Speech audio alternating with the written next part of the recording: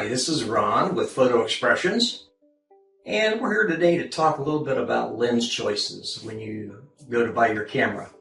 I know a number of you have written and said that you're going to be out buying that new camera right away, and you want to know a little bit about the lens that you should choose. Well, first of all, most of your camera manufacturers come with their cameras come with what we call a kit lens. Now, the kit lens is generally a zoom lens, and it could be in various focal lengths. So what I'm going to try to do today is let you see what these different focal lengths look like. Okay? You may find some of the lenses come from, let's say, 28 to 85, or you may find them going from 70 to 135.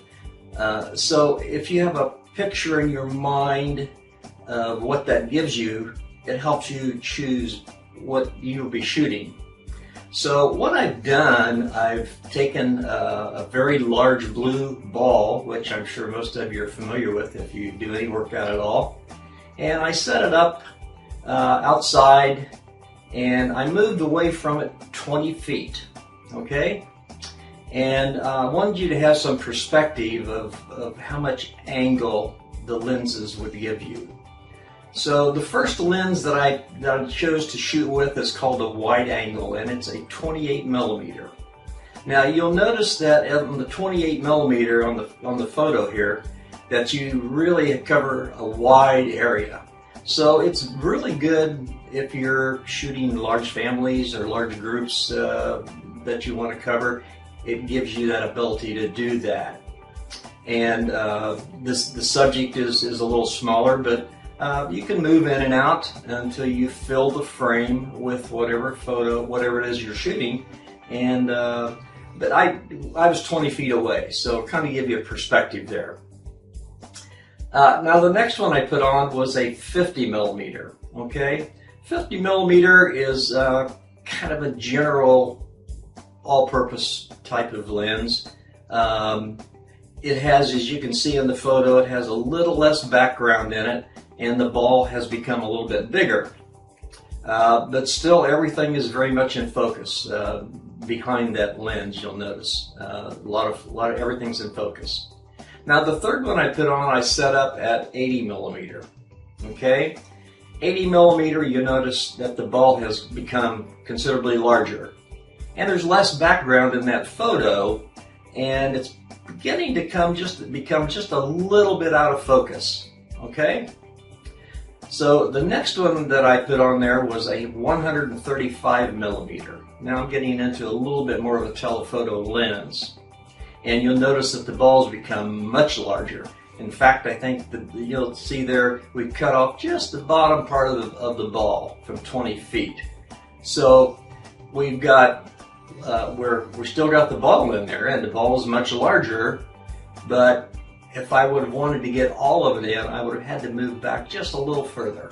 Okay, the 135 did cut off part of it, but you can begin to read the printing that's on that ball, so it brought it up to that size. Now the next one I shot on there was a 200 millimeter.